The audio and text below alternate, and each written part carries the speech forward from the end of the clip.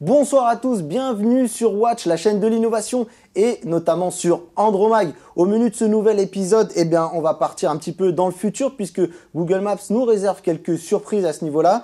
On va parler aussi également de produits puisqu'on aime ça sur Watch. On va parler des Nanolith Light Panels qui nous a été donc envoyé par Nanolith, et on va également parler d'un smartphone puisque justement Android tourne sur les smartphones avec le Huawei P Smart, et on finira bien entendu par toutes les news. Le MWC arrive à grands pas et on est nous aussi de notre côté sur les starting blocks pour couvrir les annonces. Allez, à tout de suite.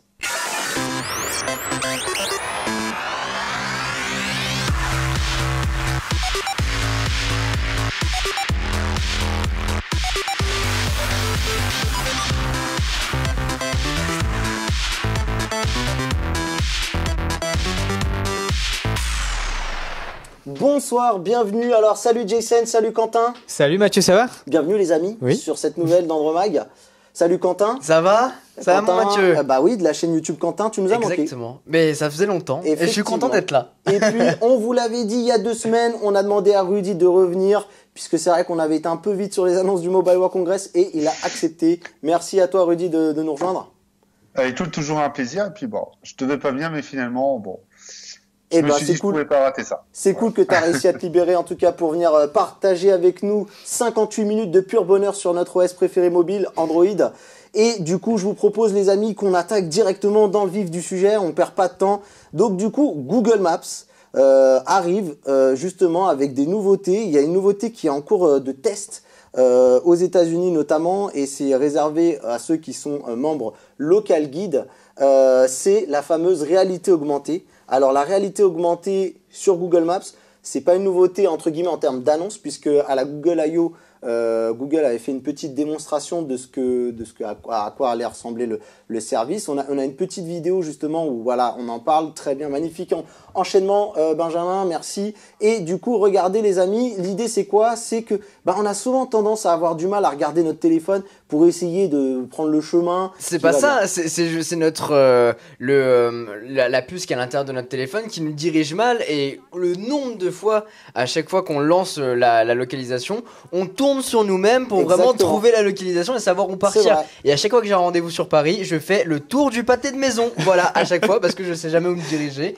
Et juste donc, avant, tu fais le tour de toi-même d'abord, ça qui est drôle. D'abord le tour de moi-même et ensuite je fais le tour du pâté de maison. Mais voilà, c'est hyper intelligent, et moi c'était l'une des fonctionnalités du Google I.O. que j'avais le plus aimé. Voilà, en fait, en gros, on est victime aussi de la latence qu'il y a à ce niveau-là. Et là, du coup, regardez, il suffira de lancer. Donc, il y a un bouton qui s'appelle Start AR. Il suffira de lancer ce bouton-là pour voir apparaître les flèches pour pouvoir se diriger via la caméra. Donc, ça va aider beaucoup de monde. Je pense aussi moi le premier. Alors, ce que j'aimais bien, moi, c'est que sur les smartwatches, c'est assez bien fait aussi parce qu'il y a des vibrations qui aident. D'ailleurs, ça a été repris sur les smartphones. Mais du coup, je trouve ça, c'est très innovant. Enfin, c'est de la réalité augmentée, donc c'est quelque chose sur laquelle on commence un peu à baigner depuis 1 an, on va dire. Apple je trouve, a été précurseur au niveau de l'expérience utilisateur, mais clair et net, ce qui est bien, c'est qu'enfin Google aussi s'y met sur des applications concrètes. Parce qu'on sent que ça bûche chez Google, mais qu'il n'y avait rien de très concret pour les utilisateurs. Et là, c'est plutôt cool. Rudy, toi, qu'est-ce que t'en penses vu de chez toi là? Comme disait Quentin, c'est vrai que les puces GPS sur les smartphones, c'est pas ce qu'il y a de mieux. Et quand t'es en voiture, sincèrement, quand t'es à pied, tu peux te retrouver, mais quand t'es en voiture, t'es dans un sens unique, etc., t'es vite ennuyé. Et je trouve que cette vision de l'AR, même sur le GPS, ça pourrait être super intéressant. C'est-à-dire que pour toutes les voitures qui possèdent justement Android, ça, c'est une vision des choses qui m'intéresse. Alors effectivement, alors là, ça a été pensé pour les piétons d'abord, mais c'est clair qu'il y a des GPS qui déjà utilisent cette technologie, on va dire. Mais je la trouve de manière très bien faite, encore une fois, chez Google. Il y a le soin du détail qu'on n'a peut-être pas chez les autres qui sont pas aussi gros. Et c'est pas tout, en plus, ce qu'on connaît sur Google Maps où on va dans une zone, on peut zoomer et voir les différents restaurants qui sont à côté ou les différents établissements. Et là, en réalité augmentée, ils vont aussi apparaître. Donc on va avoir des sortes de petites fiches à côté des restaurants ou alors des établissements pour savoir où on peut aller et ce qu'on a autour de nous. Et ça, c'est ultra bien pensé de vraiment combiner un petit peu tous leurs services pour le mettre à disposition des Oui, utilisateurs. parce que ça me fait penser un peu à Google Lens, justement, le fait Ouais, c'est de ça. pouvoir avoir des informations Exactement, superposées. ouais. Donc là, c'est bien, on voit la convergence comme tu disais, des services de Google. Ouais. Après, moi, sur la question que j'ai, c'est est-ce que tous les téléphones pourront lancer ce genre d'application qui est quand même assez gourmand en termes de Oui, ressources? alors Faudra faudra voir. voir, effectivement, mais bon, normalement, l'utilisation de la caméra, donc à voir si justement la réalité augmentée a bien été optimisée. Là, donc ça marche sur une interface qui s'appelle AirCore, sur lequel travaille donc Google, et à voir si c'est assez optimisé. Mais je pense que Google a toujours cette pensée de faire marcher ça sur des téléphones les plus puissants, comme sur les téléphones les plus modestes. Après, je pense que ça va nécessiter quand même une certaine version d'Android. Peut-être que les anciennes versions ne pourront pas faire tourner. À voir. En tout cas, moi j'en profite pour vous saluer, vous qui êtes sur les réseaux sociaux. Et je pense déjà à Didier Méance qui est toujours là, fidèle au poste. Ce mec-là, je le verrais presque sur le plateau tellement il est avec nous tout le temps et que c'est un vrai plaisir. Ou Il dans nous un en Mi Store aussi. Hein. Exactement, dans un Mi Store, oui, lui qui est très fan de la marque Xiaomi. On va en parler ce soir aussi de Xiaomi. Mais en tout cas, on est ravis de l'avoir. Lui, il dit que déjà que Google Maps était de la balle, mais avec cette fonction de réalité augmentée, ça va devenir waouh. Et ben, je suis assez d'accord avec lui. C'est assez bluffant. Après, les premiers retours des personnes qui l'ont testé, notamment les journalistes, voilà, j'ai regardé moi une vidéo du Wall Street Journal. Il faut bien faire attention à ne pas prendre goût à ça et à vouloir absolument marcher totalement en gardant le téléphone en l'air parce que Ouais, je pense que ça sera pour nous guider au début, mais en fait, l'idée, on c'est se de baladera regarder. pas avec Voilà. notre téléphone C'est comme de ça. regarder, mais il y en a qui sont tentés. Et Ah en bon fait, ce qui est drôle, c'est que le journaliste montrait. Alors, c'est bien fait parce que il y a des messages préventifs qui te dit attention, ne marchez pas en utilisant cette fonctionnalité parce que tu peux vite te laisser divertir et peut-être pas voir une voiture qui arrive ou des piétons. À un moment, il a failli se prendre des piétons sur une intersection. Parce qu'il avait le nez collé sur le téléphone et D'accord. malgré la caméra, on n'a pas un champ de vision aussi large que dans clair. notre vue. Donc en tout cas, les premiers retours sont bons. Les gens sont assez emballés. Donc ça, c'est plutôt cool. Et ça, c'est plutôt sympa. Je suis désolé pour ceux qui nous écoutent en podcast. On est ravis de voir que vous êtes fidèles aussi au post sur les podcasts, que ce soit sur iTunes ou sur Google Podcast ou sur Podcast Addict. Je le mentionne parce qu'il est français, donc on fait une petite dédicace à chaque fois. C'est important. Mais en tout cas, on est désolé, faudra peut-être regarder. On a essayé de décrire ça le mieux qu'on peut. On essaie de prendre en compte les gens qui nous écoutent. En tout cas, merci à ceux qui sont là, qui nous relaient et qui mettent des notes. J'en profitais pour parler de ça. Voilà les amis. Alors, il y a eu plein de choses, des news sur Google Maps. Je vais juste faire 2-3 petites anecdotes rapides parce que c'était assez drôle. Il y a assez drôle. Alors il y en a un qui a failli perdre la vie en suivant Google Maps. Je crois que c'était au Sri Lanka, que je dis pas de bêtises. Là, j'essaie de retrouver mes notes en fait en loose day. Oui, donc c'était au Sri Lanka et donc il a suivi Google Maps parce qu'il savait pas trop où il se dirigeait et du coup il a failli tomber dans un ravin parce que la route s'est rétrécie. Ah oui, d'accord. Et du coup, comme Google donne pas les infos, c'était une route qui était dédiée aux motos en fait. Et donc, malheureusement pour lui, ça s'est bien fini. Il a eu un accident, mais rien de grave en tout cas de ce que j'ai lu sur l'article. Donc tant mieux. Et la dernière photo, très bien Benji, merci, c'est que Google Maps pourrait bientôt aussi supprimer automatiquement l'historique des positions. Ce que vous voyez derrière moi, donc c'est l'historique de mes positions. Vous voyez un peu où j'ai voyagé. Alors, il y a quelques trucs un peu bizarres. Au-dessus du Royaume-Uni, je me souviens pas être allé tout là-haut, là-bas. Là. Peut-être avec un avion, tu sais, quand non, t'es mais sur les saisons. en fait, ce qui est flippant, c'est que j'avais jamais regardé ça. Et je te jure qu'en fait, ça vaut le coup d'œil. Parce que tu as donc ta position. Et quand tu cliques dessus, il te dit la date où tu y étais. Et même quand tu as des photos associées avec la localisation, Oui. tu retrouves des photos comme un espèce de, tu vois, il suit ton trajet et il te dit à tel endroit, tu étais à tel endroit et tu as fait telle photo et tout ça, c'est assez impressionnant. Et c'est sur quel site ça? Et en fait, c'est sur l'URL Google Maps Timeline. Donc voilà. Je l'ai mis dans la fiche de l'épisode. Si vous allez sur le site watch.tv, il y a. Mais en gros, si vous tapez Google Maps, Google/Maps/Timeline, pardon, vous retombez sur ça. Et du coup, c'est pour ça que j'ai caché un petit peu aussi les localisations parce qu'il y a mon adresse et le lieu du travail. Et donc, il est déjà possible de supprimer ces positions. Donc, si on est très, très concerné par tout ce qui est vie privée et choses comme ça, c'est déjà le cas. Sauf que là, il y a des lignes de code qui auraient été découvertes par 9to5 Google. et donc qui est le pendant de 9 to 5 Mac, qui est très connu pour l'univers Apple. Et ils ont trouvé sur la dernière mouture de l'application de Google Maps quelques lignes de code qui laisseraient supposer que la suppression pourrait se faire de manière automatique. Alors on ne sait toujours pas, tu vois, automatiquement jusqu'à l'historique il va aller prendre, s'il prend tout à chaque fois ou si c'est un laps de temps. Mais en tout cas, c'est plutôt pas mal pour ceux qui n'y pensent pas. Moi, par exemple, je ne l'ai jamais fait. Ouais. Alors moi, j'avoue, je me sens pas très, surtout pas très méfiant envers c'est Google. assez cryptique dans le sens où personne n'est au courant qu'il y a cette fonctionnalité-là pratiquement. Exactement. Donc c'est même pas plus mal. Moi, je trouvais intéressant d'en parler ce soir parce que mine de rien, c'est des choses sur lesquelles sur Andromag, on fait peut-être pas assez souvent des choses là-dessus. Il faudra peut-être qu'on essaye de travailler ça. Mais du coup, c'est intéressant de voir qu'il est déjà d'une possible de supprimer manuellement ces positions et que de deux, Google penche sur la possibilité de le faire automatiquement. Je sais pas si c'est la RGPD qui passe par là. En tout cas, je pense qu'il doit y avoir la RGPD qui doit être. Pour moi, il y aura de la RGPD. Il y a tous les dramas de Facebook aussi qui font un cumulé de. En ce moment, il y a quand même pas mal des torrents de ce que vous voyez, ce que je veux dire, qui se baladent sur Facebook. La notion de vie privée prend de plus en plus. Je sens qu'on. C'est un vrai sujet. Ouais. Et du coup, c'est un vrai sujet qui concerne surtout les Européens parce que outre-Atlantique, ils sont pas trop comme ça. Quand on regarde les gens, les internautes et tout, ils sont même un peu offusqués, par exemple, avec la RGPD et les amendes que la Commission européenne, par exemple, donne à Google. Exactement. Sur Avis Mobile, je sais que toi, tu fais pas mal de trucs comme ça, de tutos ou de choses. Il y a peut-être que tu t'es sensibilisé à ce sujet-là, un peu la position, la vie privée, des choses comme ça. Non, mais je me dis peut-être que l'IA aussi peut avoir son rôle à jouer, puisque Google adore géolocaliser les photos, aussi reconnaître les personnalités que tu as prises en photo, etc. Et je me demande si ça pas cet intérêt également. Ok. Ouais, peut-être de géolocaliser une personne que tu as prise à un endroit et que peut-être un contact que tu souhaites retrouver ou autre. Peut-être que ça peut t'aider, mais c'est vrai que tout ça c'est fait un peu derrière notre dos et on n'est pas. Je pense que s'ils ont la possibilité de le faire, ils le feront pas parce que ça va faire trop Big Brother et ça risque d'inquiéter c'est pas vraiment derrière notre dos, c'est juste qu'on a tendance à passer les configurations assez rapidement. En plus, Rudy, tu le sais mieux que personne, parce que comme nous, tu testes des milliers de smartphones, donc des fois on n'a pas toujours le temps de accepter.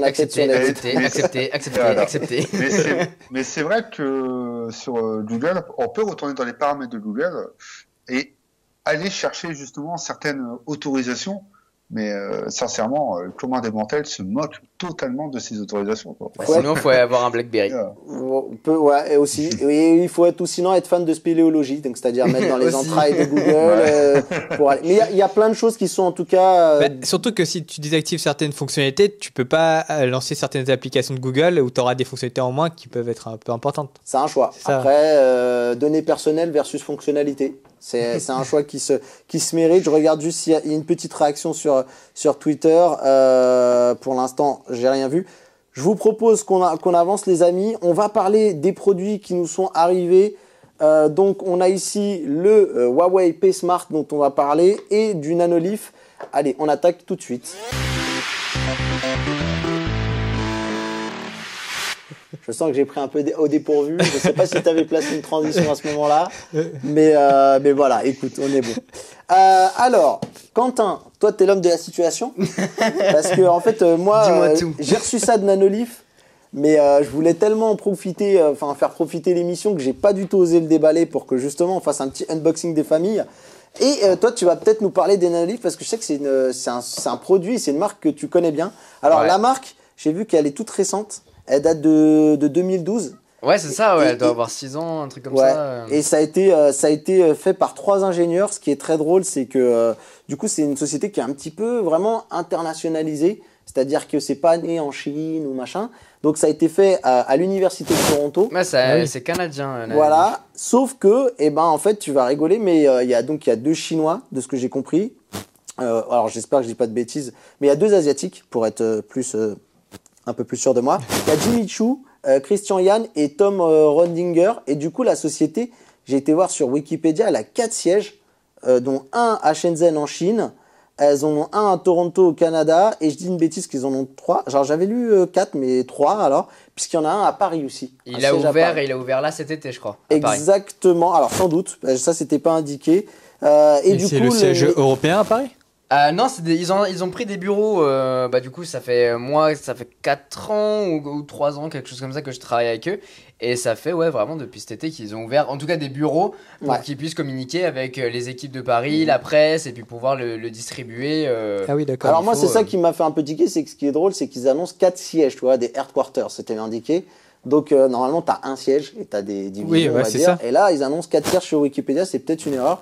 Mais voilà, et du coup, ils se sont spécialisés. Alors, ils ont fait un peu comme tout le monde, ils ont lancé des produits avec le financement participatif et Kickstarter. Et là, du coup, ils nous ont envoyé donc les Nanolith Light Panels qui s'appelaient les Aurora. Avant, c'était les Aurora. D'ailleurs, ils ont été primés au CES il y a 2 ans. J'ai vu là où derrière, je crois, il y a un logo c'est là, voilà. Primé au CES Innovation Awards 2017. Voilà. Ok, voilà. Donc, et avant, c'était Aurora. Il me semble, je veux pas dire de bêtises, mais il me semble qu'ils ont eu un petit souci avec un autre produit qui s'appelait Aurora, et donc du coup, ils ont dû le renommer en Light Panels. C'est pas grave, mais en tout cas, c'est un produit. Si vous connaissez pas, Nanolith, ils sont spécialisés dans les lumières. Dans les lumières connectées. Donc, ils font des ampoules connectées que vous pouvez connaître. Mais ce que vous voyez passer partout, les espèces de triangles qu'on voit derrière Mathieu ou ce qui tient entre les mains, c'est ce qu'on appelle les light panels. Et en fait, c'est ces petits triangles. Donc, on a une vidéo aussi. J'en profite pour passer le message à Benji. On a une petite vidéo aussi qui montre. Il y a des extraits de ta vidéo. Donc pour voir un petit peu concrètement, là on vous montre un peu comment le produit, à quoi ressemble le produit. Parce que c'est des petits panneaux qui se clipsent entre eux afin de communiquer finalement entre eux et faire de la lumière.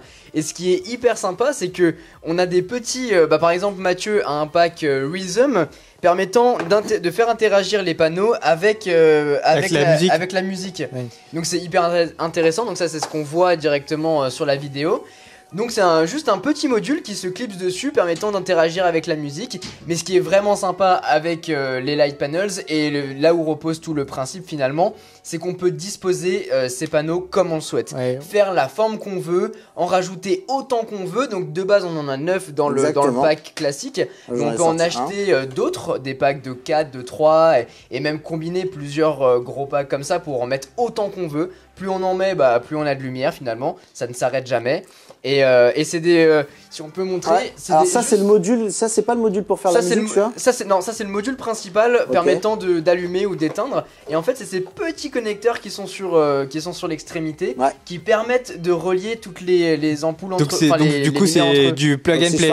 C'est du plug and play totalement. Donc voilà, là, tu le plugs. Et là, t'as l'outil Rhythm qui est connecté. Donc, on va pouvoir interagir. Alors, l'outil Rhythm, dis-moi tout, c'est quoi l'outil l'outil rythme, c'est ça. Ah, c'est ça. Et c'est dont je parlais, c'est vraiment pouvoir interagir avec la musique. Non, mais tu m'as fait un accent un peu de Los Angeles. Rhythm, oui, Et en fait, les panneaux. C'est quoi ça? Justement, ça c'est pour tous les connecter petits connecteurs. d'autres panneaux entre eux. Donc regarde, mets-le sur le côté. Je vais le mettre sur un. Choisis ton côté, voilà. Et maintenant tu prends un autre panneau. Je peux prendre un autre panneau. Si Benji peut mettre la vidéo suivante, on a une petite démonstration de Quentin qui est en train de faire monter son setup de panneaux. Ce qui est marrant, c'est que ça, on dirait Star Trek le truc. Et tu le clipses. Et là, la magie s'opère. C'est vraiment génial. Dans la vidéo, je le montre très bien. Et quand c'est allumé, et tous les lumières finalement se connectent entre elles et c'est juste génial. Moi, j'adore le principe.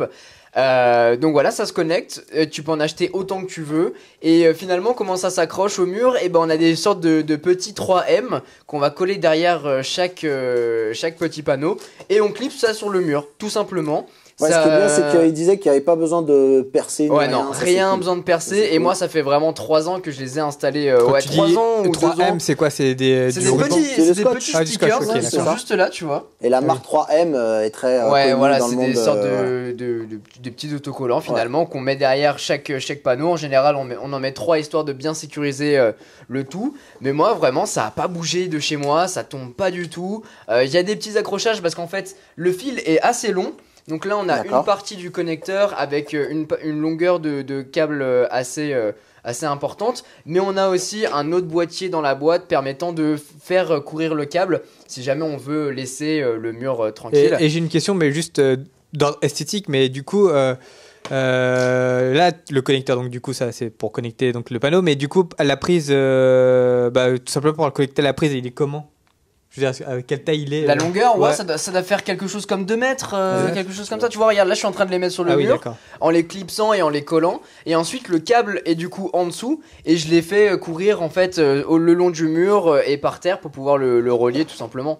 Et vu que c'est un câble blanc sur un mur Ah oui, blanc, ouais. et bah ça passe bien. Et surtout, il est assez Et voilà, discret. regarde, tu en vois, plus. hop là, ça y est, tout est connecté, la lumière fut. Alors, Et c'est trop bien. le premier défaut que j'ai trouvé à ce produit, ça allait rigoler, c'est la prise de tête que vous faites, que vous donnez le mal de crâne pour essayer de trouver une forme qui est originale en fait. Ou un truc bien, tu vois. Ouais. Là, j'en étais arrivé à essayer de chercher un truc qui pourrait, tu vois, parler de rester connecté ou des choses comme Mais ça. surtout Bon, que t'es limité qu'à 9, ouais, c'est ça va au début. vite, mine donc, de rien. Mais c'est déjà suffisant pour faire des choses.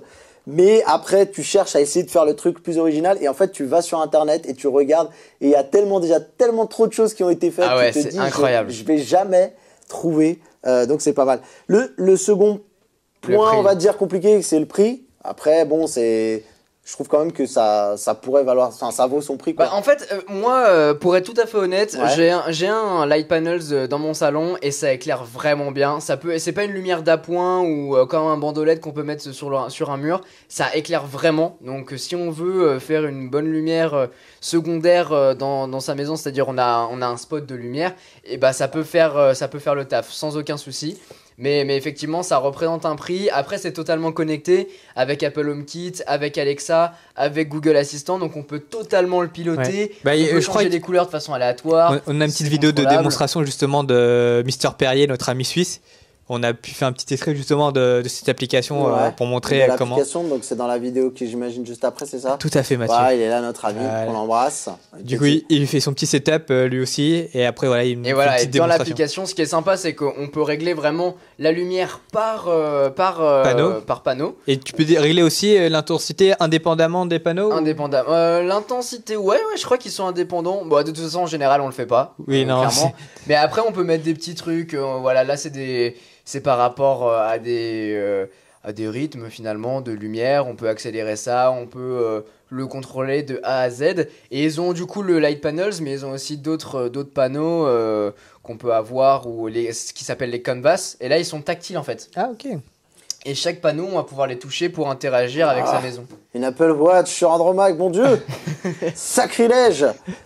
Benji en a profité, à mon avis il est content là, Benji derrière et à l'inception. En tout cas voilà, si vous voulez en savoir plus, bah, Quentin il a une belle vidéo, Mister Perrier aussi sur sa chaîne a une belle vidéo, donc nous on vous a fait une bref présentation. Malheureusement pour moi je crois que j'ai repoussé jusqu'à où je pouvais pour ne pas les poser parce que je sais pas quelle forme on va faire.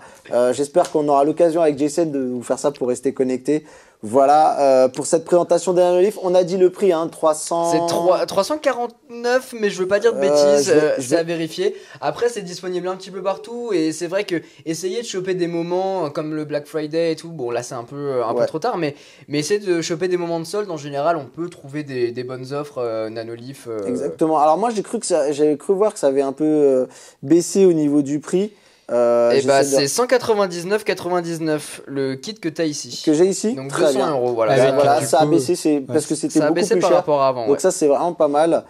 Du coup, c'est très bien. Je pense qu'on Et, a un peu et j'ai fait une le petite tour. question Ouais. aussi, une petite dernière question. Est-ce que tu peux paramétriser du coup ces lampes pour qu'elles s'allument à certains moments de la journée ou le matin quand ton réveil sonne? Bah après c'est avec ton assistant Ok, que tu d'accord. gères ça, donc avec Alexa tu peux créer une routine et Ah, lui dire c'est d'allumer, drôle. avec Siri Shortcut on peut faire ça, avec Google Assistant on peut faire ça, donc c'est à toi de le gérer. Ok. Très bien, très bien. En tout cas, merci. Bah, Didier, il est emballé par le produit. Hein. Il aime beaucoup. Il trouve que c'est des triangles, c'est original. Ça, c'est vrai en tout cas. Impeccable que ce soit pilotable avec Google Home et Alexa. Moi qui possède déjà pas mal d'ampoules et prises connectées que je pilote avec ces deux assistants. Donc ça, c'est cool aussi. Également, ça donne un peu aussi une légitimité aussi aux assistants qu'on a. Et des fois, on sait pas trop quoi en faire. Absolument. Donc du coup, le contrôle des lumières, je pense, c'est vraiment le premier argument en tout cas qui fait qu'on adopte les assistants. Les amis, j'ai même pas demandé à Rudy. Rudy, t'en penses quoi comme ça?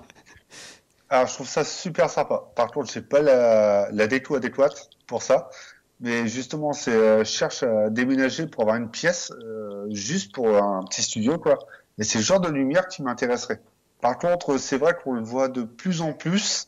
Et je pense que leur siège à Paris a un petit effet sur certains youtubeurs parce que j'en vois de plus en plus avec ces petites lumières-là. Ouais, bah, je pense qu'ils sont en phase de communication où ils ont pas mal. Alors, ce qui est bien, c'est qu'ils ont sorti un nouveau produit. Je pense on en parlera sur Andromaque prochainement, dès qu'on l'aura reçu aussi également. En tout cas, voilà, c'était les Light Panels de Nanolith. Et là, je vous propose de parler de smartphone, parce que serait un Andromaque sans smartphone? Je sais pas. Mais en tout cas, on en a un ici. C'est le Huawei P Smart, donc 2019. Toi, je sais que Rudy, tu avais testé la version 2018. Tu as reçu le 2019 Bien sûr, je l'ai reçu en deux couleurs. J'ai reçu le bleu Aurora Blue, si je ne me trompe pas. D'accord. Et le noir. Et d'ailleurs, Quentin a sorti sa vidéo et c'est vrai qu'il est pas mal du tout. J'attends de sortir la mienne déjà un peu de temps. C'est un bon petit smartphone, on va dire.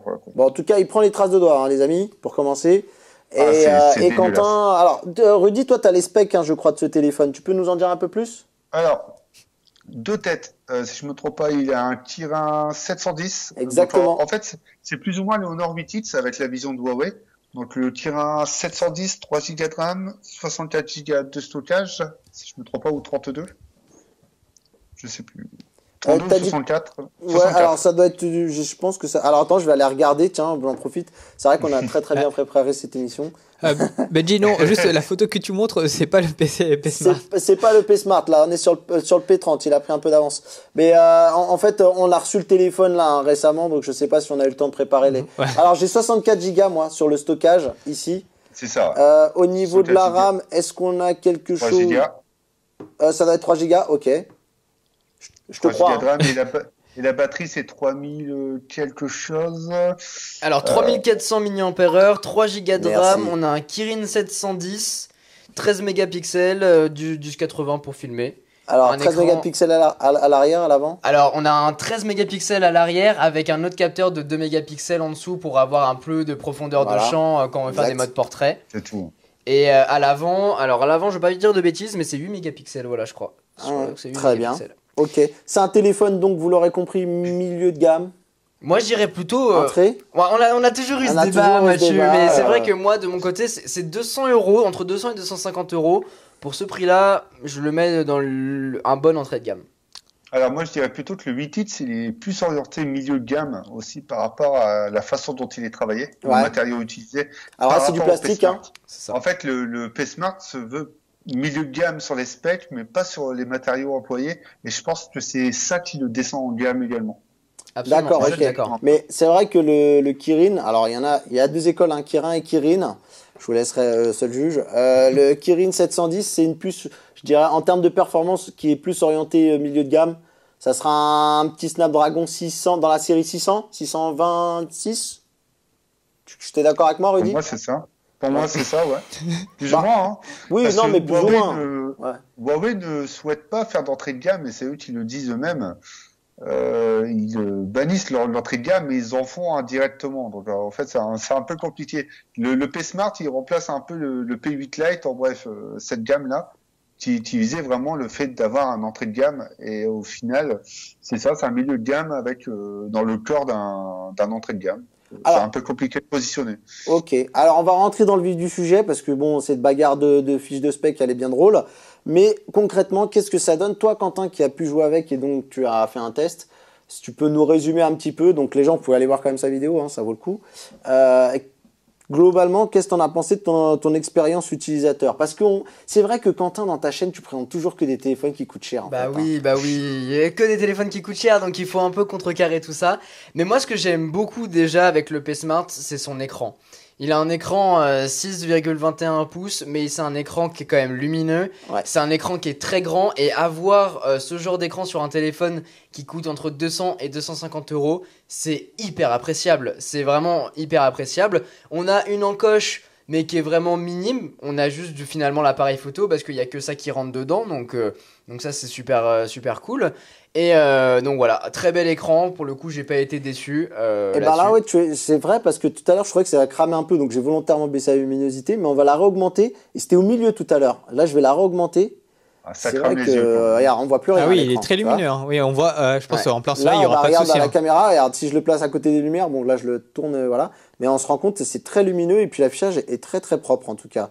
Vraiment, ça, tu sens qu'il y a une bonne maîtrise au niveau de l'écran. Bonne nouvelle aussi, il est sur Android 9. Ouais. Voilà, bon absolument. Après il est sorti, ça serait triste qu'en 2019 il serait pas sur Android 9, Mais des fois, sur des téléphones à ce prix-là, on a des Android 8 et je veux pas être méchant, mais il y en a, ils mettent pas de surcouche comme Wiko et le Wiko View 2 Pro, il est encore sur Android 8. Malheureusement. Attends, tu veux quelque chose qui fâche?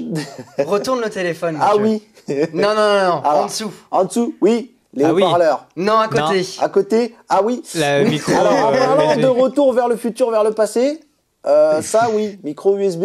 Ça, il faut- c'est pas possible. Il faut qu'on en parle. Oui, là, c'est D'ailleurs, sûr. Tu Là, peux juste me montrer la boîte, c'est quelle année?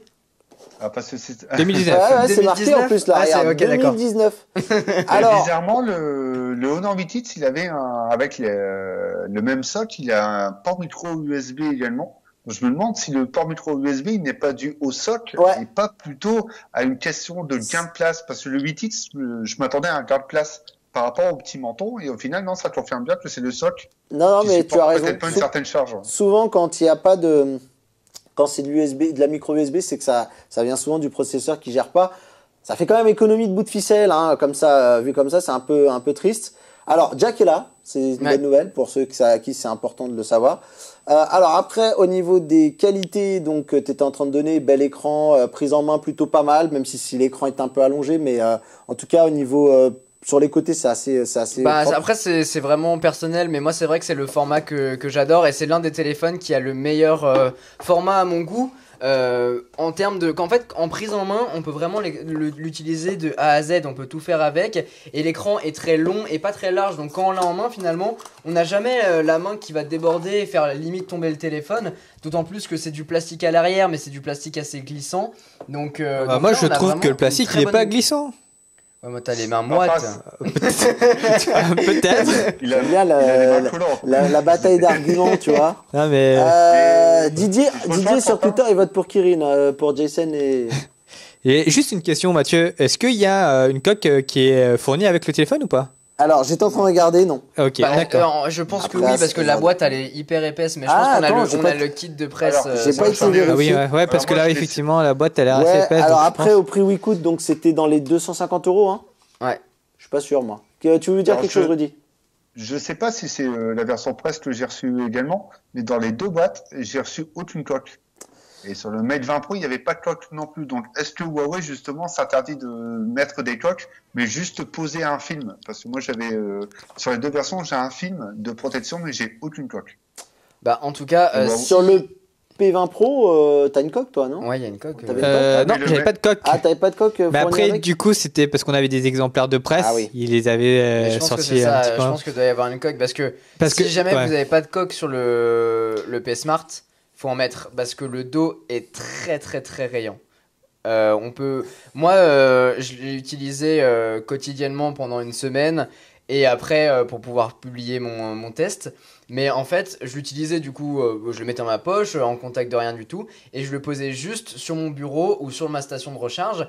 Et rien qu'en le mettant sur la station de recharge, le dos s'est rayé. Ah oui, mais d'accord. vraiment, mais beaucoup. Comme Ouais. le smartphone de LG à l'époque. Donc faut vraiment en prendre soin. Bah là, il y a déjà eu des rayures, hein. Le Wiko, et pourtant, là, on vient de le sortir, on vient de l'avoir, on vient de sortir de la boîte, mais vraiment, devant vous là. Donc, ouais, c'est un peu triste. Après, c'est cette matière hein, qui semble être très porteuse de rayures, malheureusement. Donc, l'écran est déjà filmé, ça c'est une bonne nouvelle. Ouais. Autre bonne nouvelle, c'est que l'appareil est compatible dual SIM, donc micro et nano SIM. J'ai de la Ouais. chance, c'est dans la boîte. Et on a également la possibilité de mettre une micro SD.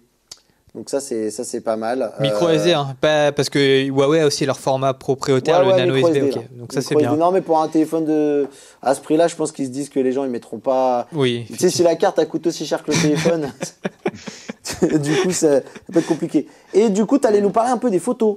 Absolument. Au niveau des photos, du coup, on a un capteur de 13 mégapixels au dos et 2 mégapixels comme on a dit. Ouais. Alors, Deux jours. Et tu nous as justement partagé des photos. Absolument. Ouais, exactement. Moi j'en Tout à ai fait une Qu'on aussi, peut, là. qu'on peut faire défiler un petit peu. Mais ouais, si tu peux regarder. Et, hein, et voilà, les photos de jour ça, sont c'est plutôt, franchement, sont plutôt correctes. Pour ce prix-là, on pourrait s'attendre à bien pire. Et finalement, c'est plutôt convaincant. Moi, ce que j'aime pas avec les téléphones de cette gamme de prix, c'est le fait que, au niveau du traitement logiciel, ils surjouent avec la netteté. Les images sont très très nettes pour faire genre, en fait, qu'il y a énormément de détails dans l'image. Bon, ça, c'est le téléphone, c'est pas une photo prise avec. Mais- Ça, c'est- Parce que Ouais, sinon, la précis. qualité est vraiment Un peu bonne. précisé, Mais un peu précisé, parce que là, du coup, là, j'achète. À ce prix-là. Donc, on l'a dit. Le du prix coup, là, c'est 240. colorié. entre 200 et 250 euros, D'accord. je crois que c'est au niveau des 230 euros, quelque chose comme ça. Ok. Mais voilà, moi j'ai la version bleue, tu vois. J'adore ce. T'as l'air enchanté de tester ce téléphone. Donc là, du coup, c'est les photos. Voilà. Bon, 2 jours, c'est plutôt pas mal. 2 jours, c'est plutôt pas mal, mais comme je t'ai dit, il y a un peu de netteté, je trouve. Enfin, Ouais, c'est forcé. c'est trop forcé, c'est trop forcé à mon Ouais. goût. Mais la plage dynamique, elle est pas mauvaise, tu vois. Mais la plage dynamique est le vraiment ciel bonne. est pas blanc, tout blanc, Non. tu vois. C'est quand même pas mal. Ça, c'est la caméra avant, ça. Ça, c'est la caméra avant. D'accord. 2 jours, donc 2 jours, c'est plutôt correct aussi. Globalement, la qualité photo de jour est vraiment bonne sur cet appareil. On peut pas s'attendre à des folies non plus pour le prix, mais c'est totalement convaincant et C'est pas mal. Franchement, Et on je peut trouve que c'est pas mal. facilement les partager. Il a le déverrouillage facial. Reconnaissance faciale, Reconnaissance empreinte faciale, ouais. digitale. C'est la nuit, où c'est chaud. La nuit, c'est Pardon. pas possible. J'ai un peu. Moi, j'ai zappé testé des sujets, mais quand mode j'ai vu les nuit, photos de mode, nuit, mode normal, enfin voilà. mode nocturne. Là, c'est le mode nocturne. ça Et à va. côté, il y a le, Ça va, il y a mais le mode l'éclairage, normal. je pense, aide pas mal. Mais Il y a la ligne également. mais là, sur ah, LED, ça va. mais- Non, Là, c'est le mode oui, normal. Alors, non, toi, oui, je comprends ce que tu veux dire, mais pour le commun des mortels, tu vois, ça va, on arrive à voir les détails. et Oui, tout. oui, Toi, oui. Toi, t'es un petit peu un photographe, tu vois, t'as un level de photographe. Bon, là, celle-là, tu vois, par exemple, on est d'accord. Celle-là, Bah après, ce que je celle-là, dis, même toi, ça t'a eu peur. ouais. Mais après, moi, ce que j'ai dit, c'est sur mon utilisation. Forcément, j'exploite toutes ces photos pour ensuite les partager à ma communauté. Donc forcément, j'aurai pas la Oui. même utilisation que quelqu'un lambda qui va juste prendre des photos Ouais. et les envoyer. Et les 3 quarts du temps, on prend jamais de photos la nuit comme j'ai pu le faire. Et je sais pas, En il plus, devait t'étais être 1h du matin. T'étais avec la caméra Donc, avant. en plus, j'étais avec la caméra avant. On le fait strictement jamais. Donc, Voilà, disons que c'est pas l'argument premier, la photo, mais de toute façon, on sait que la photo, si on veut quelque chose qui tient la route, il faut mettre le prix. Et toi, Rudy, t'en penses quoi? Parce que t'as pu tester le téléphone? Alors, pour la photo, je rejoins Quentin du sens où t'as même l'impression que c'est trop saturé, que le logiciel t'en donne trop. Et quand tu ajoutes l'IA, t'as l'impression que ça en rajoute encore plus. Mais en fait, on sent que Huawei a réussi à retravailler l'IA, mais c'est trop clinquant, quoi. C'est trop lissé, t'as pas envie de zoomer dans les clichés. C'est ce qui est un peu dommage. Et sur la même exposition, au même endroit, t'as l'impression que 2 clichés que tu vas prendre, tu vas bouger d'un millimètre. T'as trop d'entrée de lumière à ce moment-là, t'as des halos qui sont présents, et là, tu perds tout ce que t'avais sur la première photo. C'est un peu dommage, mais bon, tout le monde disait, de toute façon, à ce prix-là, on cherche pas la photo, on recherche l'autonomie, le design, et quelque chose qui tienne la route. Alors, Globalement, après, Attends. Après, juste pour ce qui est de l'IA, tu peux le désactiver, non, dans les menus? tu peux le désactiver, mais parfois, autant le laisser activer. Ouais. ok. moi, j'ai pas activé pour le coup avec les photos que j'avais prises. bon, après, je pense que ça Ouais, j'ai dépend du activé sujet, ça dépend de ce que tu C'est prends, ça. et des fois, ça peut un peu aider. Ça Ouais. peut être intéressant, ça dénature les couleurs, mais... Alors, je sais que tu as testé des jeux, toi, dessus. Tu avais testé PUBG, c'est ce que j'ai vu. Oui. On est un peu en train de faire toute ta vidéo, mais allez la voir quand même, ne serait-ce que pour ça, tu vois.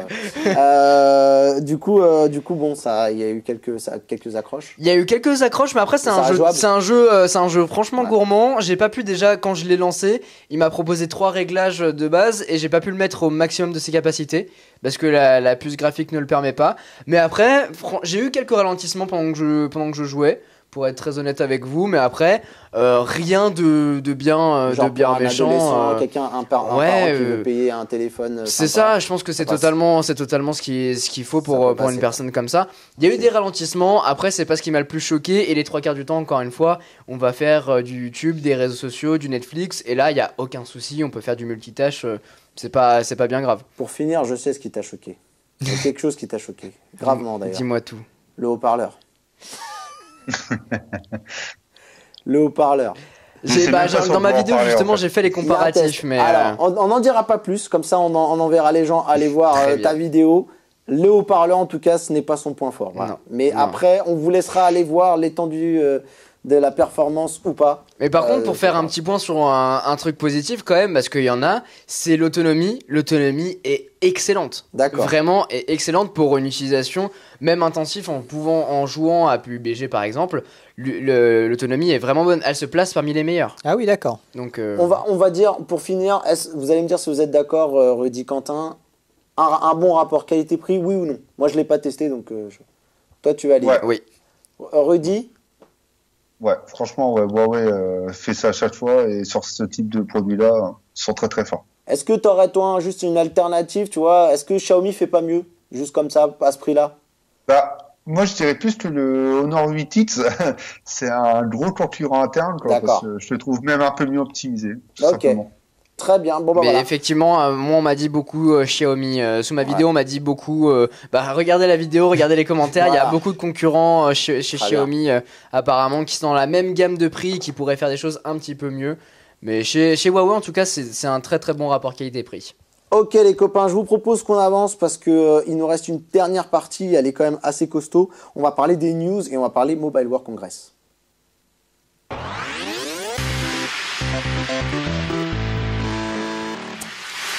Alors, on avait un petit peu, avec l'actualité de Huawei et de la Chine, on Ça avait avait pris pris pas un mal peu plus de temps que D'ailleurs, prévu. toute petite update, j'en profite, c'est une grosse news.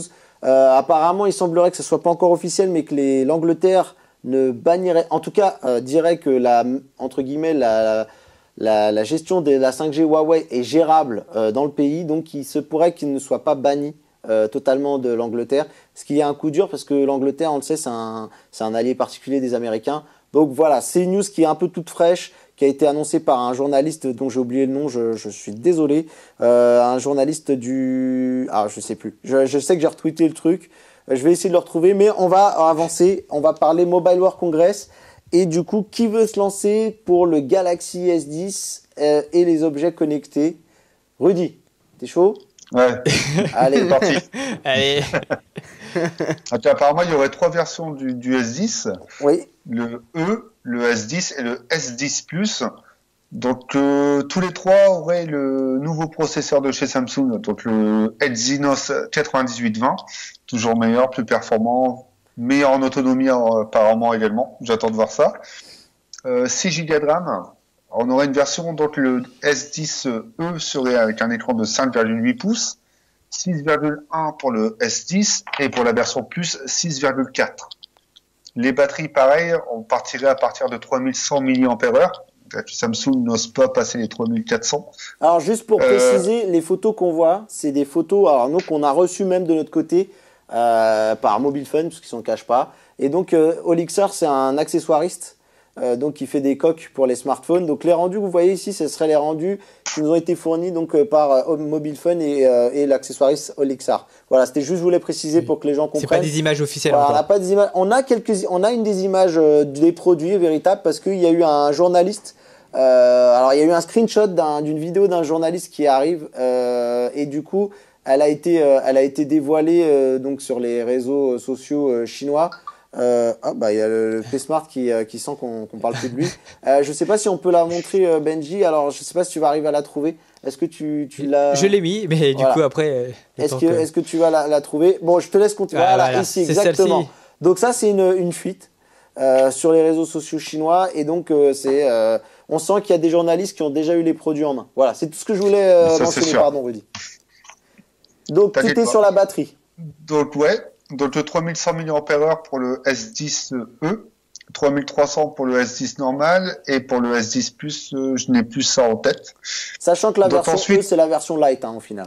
Alors, en fait, c'est la version Lite, pour faire rapide, il aura un écran Full HD+, tout simplement, et 128 Go de stockage interne, extensible avec une micro SD jusqu'à 512. Et, Elle est light, on mais quand même, démarrait- elle a les composants, je veux dire, elle a le même processeur, donc au final, c'est.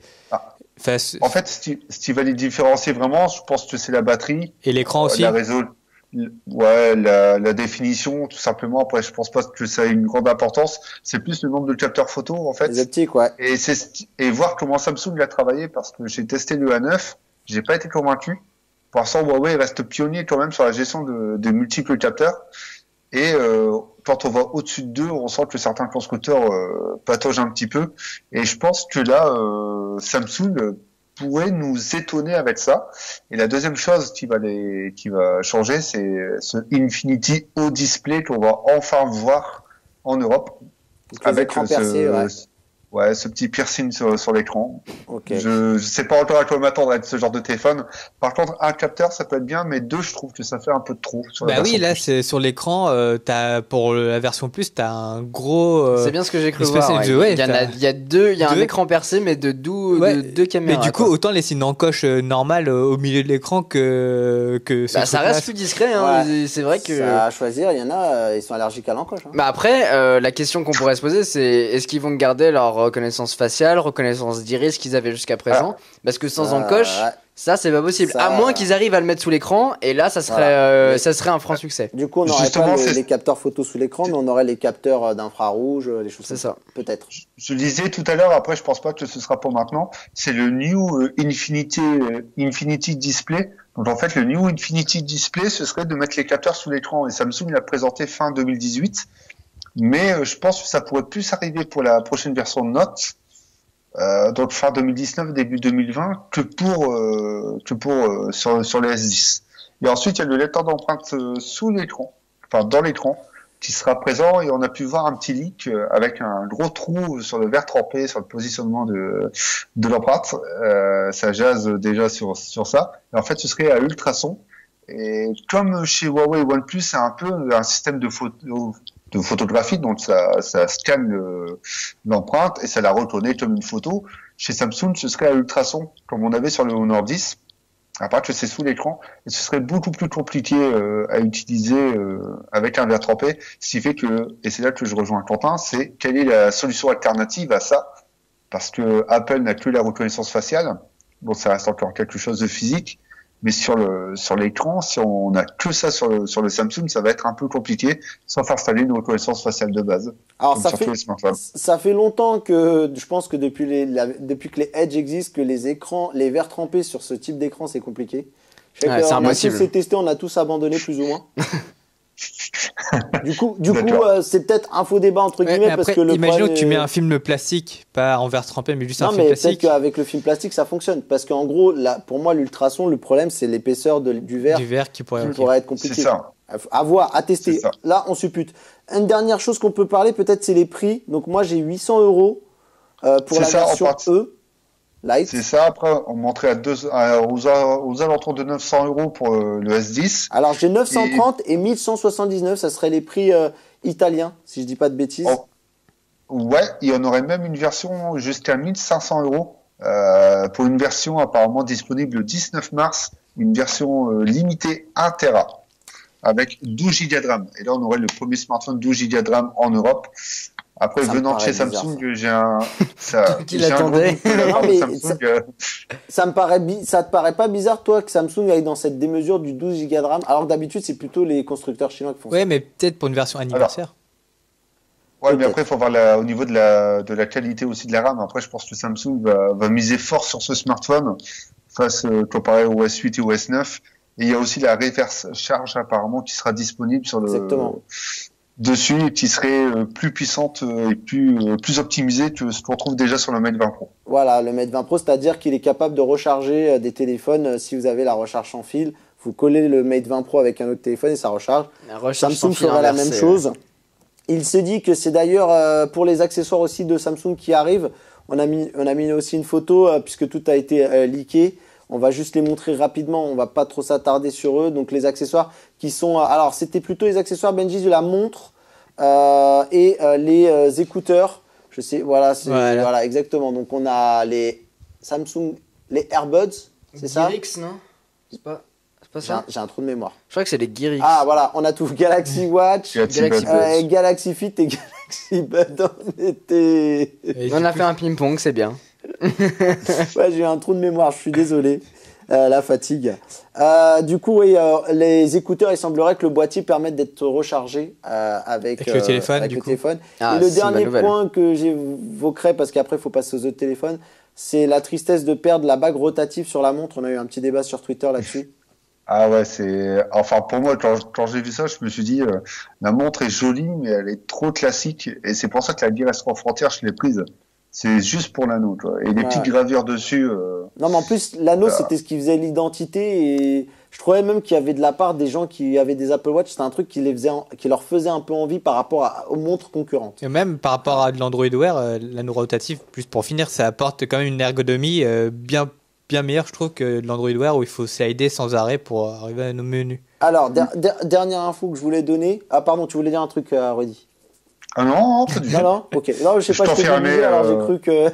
Je t'enferme mon acteur avec Dernière G7. info que moi j'ai vu passer, j'espère que je dis pas de bêtises, mais je l'ai vu passer cette info. Il semblerait qu'il y a déjà la possibilité de précommander les Galaxy S10.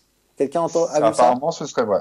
Voilà, il y a serait... déjà un lien où tu peux aller déjà précommander sans avoir vu le téléphone. Bon, après, avec toutes les fuites qu'il y a, t'es un peu, tu sais déjà. Et ça, c'est plus, oui, pour les fans de la marque. D'ailleurs, je salue Yvan. Je sais que lui, il va acheter le téléphone pour le jour J. Bon, bah, c'est bien. Il en faut. Ce qui se passe, ça me fait Alors, je lui dis, quelques mois plus tard, le téléphone va baisser en termes de prix. Il m'a dit, c'est pas grave. Voilà. Ouais, quand on aime, on compte pas. Oui, c'est vrai. J'ai juste vu que Samsung avait réellement communiqué sur sa peur de l'invasion chinoise en Europe, donc des marques telles que Huawei et Xiaomi sur le marché qui se vendent à l'appel, et que Samsung a reconnu qu'ils avaient énormément de mal avec leur vente cette année. À cause des prix, on peut voir déjà des S9 tout au long de l'année 2018 au prix de 500 €, 600 € avec des offres et des remises, etc. C'est prouve que Samsung, s'ils se relancent pas avec ça, je pense que les petits Chinois vont vite remonter également cette année. Alors, on a fait un gros focus sur les téléphones qui nous attendaient chez Samsung. Là, on va parler du Huawei P30. Il y a des images qui arrivent sur Internet. Donc, on a plusieurs visuels qui sont dispo. Nous, on a toujours plus de chez Mobile Fun qui nous abreuve comme ça d'images. Donc, on est content. Donc, voilà à quoi ça ressemblerait. Ça a été fait donc avec toujours Olixar, l'accessoiriste. Donc, nous, on prend. C'est de bonnes infos à prendre. Il n'y a pas de partenariat ni quoi que ce soit. Ils nous envoient ça, c'est des fuites, donc on en profite. Du coup, le P30, alors il a quand même la lourde tâche de venir remplacer le P20 Pro qui a été un des meilleurs smartphones de l'année. Oui, qui a marqué vraiment 2018. C'est clair, ça a été une grosse performance. Donc d'ailleurs, Jason, tu sais de quoi tu parles? Oui. Parce que tu traînes avec. Non, là c'est. Ah là, c'est le View 20. D'accord. Mais j'ai le P20. C'est ton téléphone. Oui, c'est mon téléphone personnel. Voilà. Du coup, P30 Pro, Rudy, pareil, tu nous en parles un petit peu? Alors en fait, à part le nombre de caméras qui va augmenter sur chacun des smartphones, donc on va passer à 3 et à 4, je pense qu'on aura plus ou moins la même optique que sur le Mate 20 Pro. Ce qui va changer énormément, c'est le stockage qui va monter jusqu'à 256 Go. On n'aura pas la reverse charge apparemment, il n'y aura pas de lecteur d'empreinte dans l'écran. Et on serait sur un nouveau tiering ou une optimisation de ce qu'on a déjà sur le Mate 20 Pro. Donc globalement, ça va être une optimisation du Mate 20 Pro et du Mate 20, revu avec un autre design, donc tu te restes pour plus à la gamme P. Et le gros truc, et ça c'est ce qui me fait très très peur, c'est l'écran OLED qui va être positionné sur les deux smartphones. Parce que c'est vrai que moi j'ai eu un sale tour avec les écrans de chez LG et les écrans de chez BOE. Ah oui. Sont pas BOE, en fait, les blancs sont très mauvais. Et en basse luminosité, on a plein de traces violettes qui apparaissent. Et chez LG, on avait des traces vertes. Donc au final, ça n'a pas été une très très grande réussite, alors que le Mate 10 Pro avait été réussi sur ce point-là. Donc c'est surtout sur ça que Huawei sont attendus, je pense, sur leur écran, parce que sur le reste, je pense pas qu'ils aient énormément de choses à démontrer et encore faire valoir leur savoir-faire sur la photo et sur leurs produits. Et juste pour être sûr d'avoir compris ce que tu disais, il y aura le lecteur d'empreintes sous l'écran ou pas? Justement, d'après ce que j'ai vu, non. Ce serait pour le Mate 20, mais je pense que peut-être pour le P3 Pro, je l'attends. Ok, parce que là, pour le coup, avec les images qu'on a, je sais pas s'il y a le P30. Il y a le P30 et le P30. Ouais, il y a les deux. Ouais. A priori, il devrait y avoir un lecteur. Il n'y a pas le dos de l'autre, donc forcément, on ne sait pas si le lecteur d'empreinte n'est pas derrière. Ok, très bien. Peut-être de la reconnaissance faciale. On va faire un petit tour du côté de chez Sony, parce qu'on parle souvent de Huawei et de Samsung et des autres, mais chez Sony aussi, ça bouge aussi du côté de chez les Xperia. Oui. Je crois que toi, tu avais jeté un œil un petit peu sur la news, Jason. Tout à fait, Mathieu. Oui, donc du coup, l'année 2018 n'a pas été une très bonne année pour Sony, comme les années précédentes. Malgré un renouvellement dans le design, dans voilà. des et trucs. Ben là, du coup, ils continuent de renouveler leur design et du coup, leur milieu de gamme va changer déjà en termes de design et de nom. Donc fini la gamme A. là, du coup, les nouveaux modèles qui seront annoncés normalement lors du MWC, ça sera tout simplement les Xperia 10 et 10 Plus. D'accord. Donc là, on a une fuite aussi du design qu'il devra avoir. Voilà. C'est une Donc, fuite ou c'est un concept Oh, ou c'est non, sympa, on c'est dirait une fuite, des c'est une mates. fuite. Ok. du coup, voilà. Donc là, il y a eu un changement de design. Et donc là, on a pratiquement, on va dire, que Sony a pratiquement compris ce que attendaient les consommateurs en termes de design de smartphone. Moi, je trouve que ça se détache pas en fait. Bah, là, Ça- on a un téléphone qui est presque bord à bord. Sauf que, au lieu d'avoir un menton immense en bas, bah là, du coup, ils l'ont mis en haut. Il a un front quoi. Ouais, il a un front tout à fait Mathieu. Ils veulent pas me lâcher. Là, hein. du coup, c'est un design asymétrique. Je trouve pas Mais en des fait, plus ça joli. bouge pas en fait. On me dit que ça renouvelle, mais je reconnais. Tu me dis montrerais ce téléphone sans la marque, je te dirais c'est un Xperia. Oui, parce que Ce c'est le côté design rectangulaire. Oui, mais à un moment, quand il faut casser les codes, les mecs, les Japonais, ils sont bornés quand même. Hein. Ils veulent pas bouger leurs codes, hein, mine de rien. Tu sais, ils veulent bien par petites touches. Alors attention, pardon pour les Japonais. Pardon. J'avais Oui. déjà lu qu'ils tenaient à ce design omnibalance pour que tous leurs produits aient plus ou moins une similitude visuelle, c'est-à-dire smartphone, console, télé. Mais c'est vrai qu'est-ce qu'on en a marre de ce bord en haut de l'écran quoi, qui déborde. Je pense que Sony, à mon avis, à part faire des Surtout briques, qu'avant, ils avaient l'excuse que ça appelait aux consommateurs pas chinois mais japonais, donc du coup c'était vraiment leur marché mais cible. bon, c'est un mais truc. maintenant, oui, C'est un l'Xperia truc qui au nous a Japon. plombé. Le design, ça a été un des trucs qui fait que les gens en ont eu marre en fait. C'est pas possible. Les téléphones, ils se C'est ressemblent ça. tous. T'as d'autres infos Oui. rapidement Donc rapidement, le Xperia 10 lui aura un écran de 5,9 pouces. Tandis que l'Xperia 10 Plus, lui, aura un écran de 6,5 pouces. Sinon, côté processeur, normalement, le Xperia 10, lui, aura un Snapdragon 630 avec une batterie de 2870 mAh. Milieu de gamme, quoi. Oui, milieu de gamme. Et on aura un double capteur photo à l'arrière de 13 et 5 mégapixels et une caméra frontale de 8 mégapixels à l'avant. Tandis que le Xperia 10 Plus, lui, il aura un processeur un peu plus puissant. On aura un Snapdragon 660 avec 4 Go de mémoire vive. C'est pas des hauts de gamme, quoi. Oui, non, c'est du milieu de gamme, oui. Ok. Et pour ce qui est du prix, normalement, ça devrait débuter aux alentours de 350 € pour le Xperia 10 et 429 pour le Xperia 10 Plus. Eh ben, très bien, merci pour toutes ces bonnes infos. Bon, bah voilà, on va espérer voir, on verra ce que donne Sony. Alors, ce que je regrette, moi, c'est que c'était milieu de gamme. Ils en avaient un qui était vraiment avec un gros capteur à l'avant pour faire de super selfies. Là, ils l'ont un peu abandonné. Ou, en tout cas, si les rumeurs se confirment, Ils l'ont multiplié. il l'a abandonné. Ben, on verra bien quand ça sortira. Mais avant, ils avaient de très gros capteurs à l'avant et c'était pour ça. Voilà, les amis, ce qu'on pouvait vous dire pour ce Mobile World Congress, pardon, qui s'annonce quand même avec pas mal de nouveautés, pas mal de choses. On va voir s'ils vont faire bouger les choses. Notamment, moi, j'ai une grosse attente sur les smartphones pliables. Peut-être pas la sortie tout de suite, mais au moins qu'on nous les dévoile un peu plus, qu'on voit du concret. Parce que le FlexPy, on en a un peu marre. Bah ouais, et Samsung. je te le dis, ouais, ça, c'est sûr. Voilà, on a tout. Au mobile, on va voir ça dans une conférence, donc on vous tiendra au courant sur Andromag. Super. Eh ben merci Quentin d'être revenu. Avec grand plaisir. Ça nous a fait plaisir de retrouver ce sourire. Et de même. Magnifique. Jason, merci. De rien. Comme d'hab. Rudy, merci beaucoup. J'espère que c'était beaucoup mieux en tout cas. Par rapport à la dernière fois. Ça va, on n'a pas trop parlé de boycott de Huawei. Donc ça va. Très bien. Eh bien, merci à vous qui nous avez regardé sur Watch. En tout cas, les programmes continuent, donc n'hésitez pas, ne nous zappez pas, quoi. Il y a plein de bonnes choses qui arrivent. Et puis nous, on se dit à dans 2 semaines. Et on se dit en tout cas à très bientôt sur Watch et sur Andromag. Et on vous souhaite une très bonne soirée. Bye bye. Bye. Ciao.